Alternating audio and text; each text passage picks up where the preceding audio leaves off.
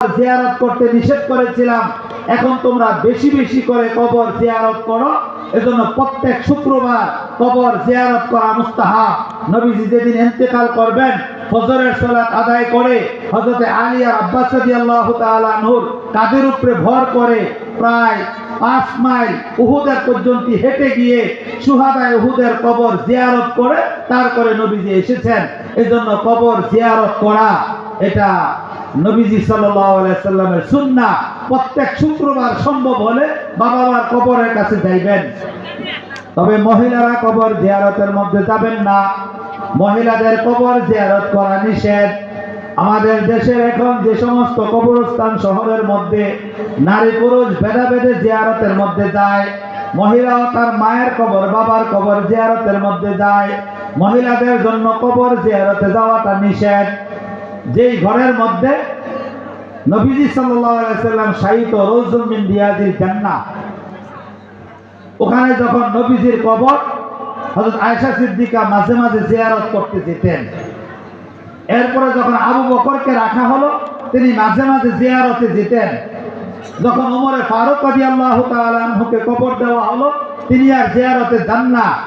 তার একজন দাসী ছিল বারিরা, সবসময় তার খেদমত করত। জিজ্ঞেস করলো, আপনি এখন তো আর নবীজির জিয়ারতের মধ্যে যান না।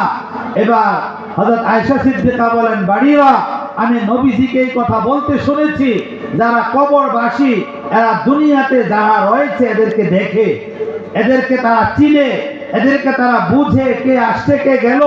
বলে এতদিন নবীজি শায়িত ছিল তার সাথে আমার পর্দা নেই, আমি গিয়েছি।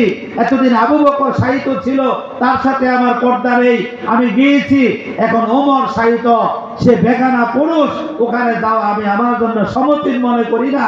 এজন্য ওলামায়ে কেরাম বলেন মহিলাদের কবর জিয়ারতের মধ্যে যাওয়া উচিত না, বরং মহিলা ঘর থেকে জিয়ারত করবে।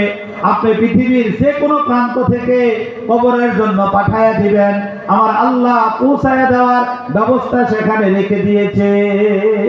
এজন্য মৃত্যুর আগে মৃত্যুর কিছু প্রস্তুতি আছে বাবা, এই প্রস্তুতিগুলা গ্রহণ করি। আল্লাহ তাআলা আমাদেরকে প্রস্তুতি নিয়ে তারপরে কবরের জগতে যাওয়ার তৌফিক দান করুক। সবাই বলি আমিন।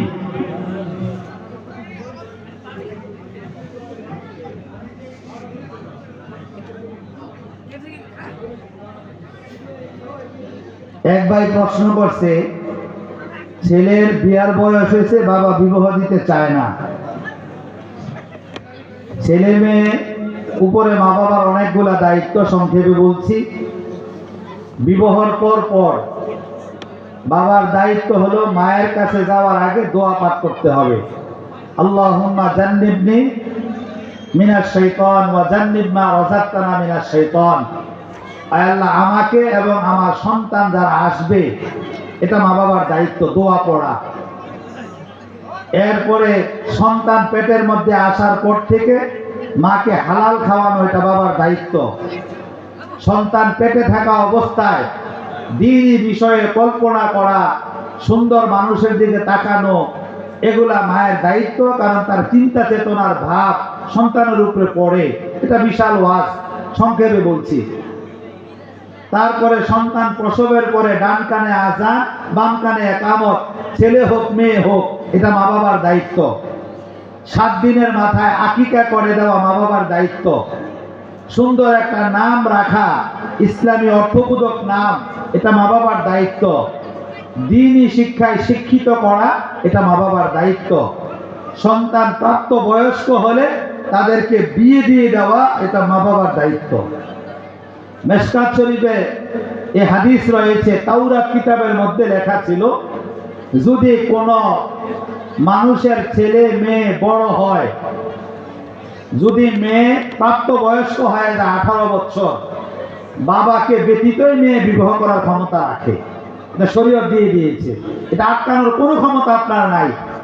আর ছেলে বালেগ হয়ে গেলে, ছেলে যদি একা একা বিয়ে করে নেয়, এটা আটকানোর ক্ষমতা আপনার নাই, শরীয়ত আপনাকে দেয় নাই। এখন যেটা মাসালা সেটা বলছি। তাওরাতের ভিতরে লেখা ছিল, তারা ছেলে মেয়ে প্রাপ্ত বয়স্ক, মা বাবা বিবাহ শাদী দেয়নি। মা বাবা বিবাহ শাদী না দেওয়ার কারণে ছেলে মেয়ে বিবাহ শাদী সংক্রান্ত যত গুনাহ করবে প্রত্যেকটা গুনার অংশ মা বাবার কাঁধে যাবে। প্রত্যেকটা গুনার অংশ মা বাবার কাঁধে যাবে। আপনার সন্তান যদি বেবিচার করে, সে বেবিচার করে যে গুনায় গুনাহগার হয়েছে, আপনি বৃদ্ধ বয়সে পাটনা দাড়ি লইয়া ওই গুনায় গুনাহগার হয়েছে। আপনি বৃদ্ধ বয়সে নিজে উঠতে পারেন না, চলতে পারেন না, ওই অবস্থায় আপনি ওরকম মারাত্মক গুনায় গুনাহগার হয়েছেন। অতএব যে সমস্ত মানুষ মনে করে সন্তান বিবাহ করলে কি খাওয়াবে, কি পড়াবে, টাকা পয়সা কোথায়, তো ইমানই ঠিক হয় নাই। মানুষের একচ্ছত্র বিশ্বাস থাকতে হবে কার উপর? আল্লাহর উপর। আল্লাহ কোরআনে স্পষ্ট বলেছেন, অফিস সামাই রিজকুকুম ওয়া মা তুআদুন। এই দুনিয়ার মধ্যে আমরা মানুষ চাষাবাদ করে খাই, হাজার হাজার মাছকে কে খাওয়ায়, পশু পাখিকে কে খাওয়ায়, তারপরে এই বড় বড় তিমি মাছ রয়েছে, এগুলাকে খাওয়ায়। সারা পৃথিবীর সব খেদমতের আঞ্জাম কে দিচ্ছে? আপনি দিচ্ছেন। অথচ নবীজি সাল্লাল্লাহু আলাইহি সাল্লাম বলেন, তিন দল মানুষকে সাহায্য করা আল্লাহ বলে তার উপরে ওয়াজিব, আল্লাহর দায়িত্ব। তিন দল মানুষকে সহযোগিতা করা আল্লাহ তাআলার দায়িত্ব। এক নাম্বার হলো যে মুজাহিদ তার ঘর থেকে বের হয়ে গিয়েছে জিহাদের জন্য, তাকে সর্বস্ব দিয়ে সহযোগিতা করা, এটা মহান রব্বুল আলামিনের দায়িত্ব। যেই মুসাফির ঘর থেকে বের হয়ে গিয়েছে, সফর অবস্থায় রয়েছে, ওখানে তার রসদ পাতি টাকা পয়সা শেষ হয়ে গিয়েছে, বিপদে পড়ে গিয়েছে, ওই মুসাফিরকে সহযোগিতা করে বাড়ি পৌঁছিয়ে দেওয়া, আল্লাহ বলে এটা আমার দায়িত্ব। আর যারা বিবাহ শাদী করে এই নিয়তে, তুরিদুল আফাফা, যে বিবাহ না করলে আমাদের দ্বারা বেবিচার হতে পারে, বলে এই ধরনের নিয়তে যারা বিবাহ করবে এদেরকে আর্থিকভাবে সহযোগিতা করা মহান রব্বুল আলামিন বলেন তার দায়িত্ব। মিশকাতের হাদিস, নবীজি বলেন একটা বিবাহের মধ্যে চার দল ব্যক্তির গুনাহ ক্ষমা করে দেওয়া হয়। এক নাম্বার হলো মুতাআকিদাইন, স্বামী আর স্ত্রী যখন একজন আর একজনের সাথে থাকবে, মিশবে, ফজরের সময় গোসল করবে, গোসলের পানির সাথে গুনাহগুলা এমন ভাবে ঝরে পড়বে মনে হয় আজকে মায়ের গর্ভ থেকে জন্ম নিয়েছে। নবদুলাকে এমন ভাবে ক্ষমা করে দেওয়া হয়। এক নাম্বার স্বামী আর স্ত্রী। দুই নাম্বার হলো মা আর বাবা, এদেরকে আল্লাহ তাআলা ক্ষমা করে দেন। তিন নাম্বার হলো এই বিবাহের মধ্যে যারা মিডিয়া করছে টেহা পয়সা ছাড়া, এদের ইচ্ছা ছিল এখানে একটা উপযুক্ত ছেলে আছে, ওখানে একটা উপযুক্ত মেয়ে আছে, এদেরকে বিবাহ শাদী দেয়, এরা দিনদারির সহিত ঘর সংসার করুক। এখন যে মিডিয়া টাকা পয়সা নিয়ে করা হয়, যেটা ঘটক বলা হয়, এটা শরীয়ত সমর্থন করে না, এটা দালালির টাকা, শরীয়তে এটা জায়েজ না। যে মিডিয়াগিরি করবে কোনো টাকা পয়সা অর্থকরী ছাড়া, ওই ব্যক্তির গুনাহ আল্লাহ তাআলা ক্ষমা করে দিবে। আর যারা ওই বিবাহের মধ্যে সাক্ষী থাকবে, আল্লাহ তাআলা তাদের গুনাহগুলো ক্ষমা করে দেবে। এজন্য বিবাহ শাদী অত্যন্ত মোবারক জিনিস। মা বাবা বিয়া করাইতে চায় না। আমার ছেলের বয়স 18-19 বছর, আমি মেয়ে বিছাইতেছি বিয়া করাইতে। আমার বড় শখ নাতি থাকবে, বাসায় এসব লগে ঘুষাঘুষি করবো, ওরে বান্ধা করে ধরবো, ওর লগে কথাবার্তা কমো। বুড়া বয়সে নাতি নাতু না থাকলে, ছেলেরা বড় হয়ে গেছে, মাদ্রাসায় চলে গেছে, বাসা জানি কেমন এতিম এতিম লাগে। আমি আর আমার পরিবার 3-4টা রুম করে থাকে, একদিকে একজন এক একদিকে। একটা নাতি থাকলে ঘুষাঘুষি করলে ভালো লাগবে না? আমি ছেলেরাও বলি, সরাসরি বলি যে তোর পছন্দ থাকলে বল, বিয়ে করায় দেবো, আর নাহলে তুই অপেক্ষায় থাক, মেয়ে পাইলেই তাৎক্ষণিক বিবাহ। বিবাহ এটা একমাত্র খুশির একটা বিষয়। এটা মা বাপ করাবে না কেন? যে মা বাপ করাচ্ছে না তারা ভুল করতেছে। আপনি যদি এমন মনে করেন আপনার ছেলে বিয়া করলে বউলে আলাদা খাবে, ও আপনি যদি 100 বছর আটকায় রাখেন, 100 বছর পর হইলেও আলাদা হয়ে যাবে। কি বলেন? ঠিক যাবে? ঠিক। ভাগ্যের জিনিস কি কেউ ফিরাইতে পারে রে ভাই? যদি ফিরাইতে পারতো, নবী রাসূলরা তো মৃত্যুবরণ করতো না।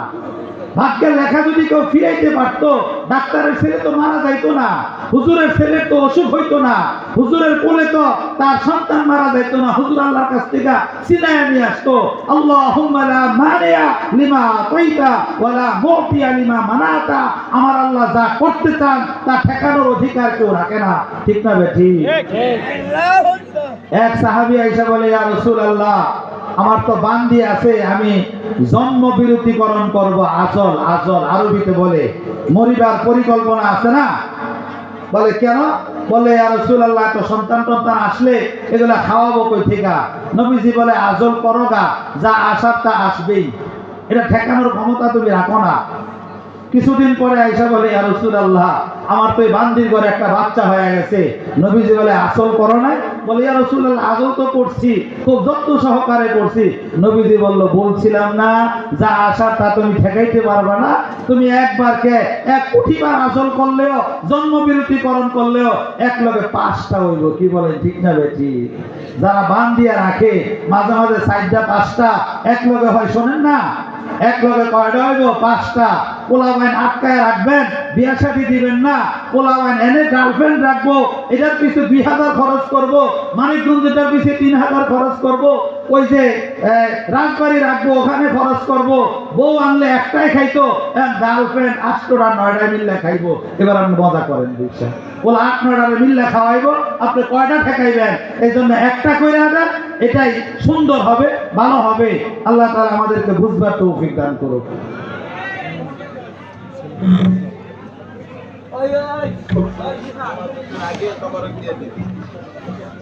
তারপরে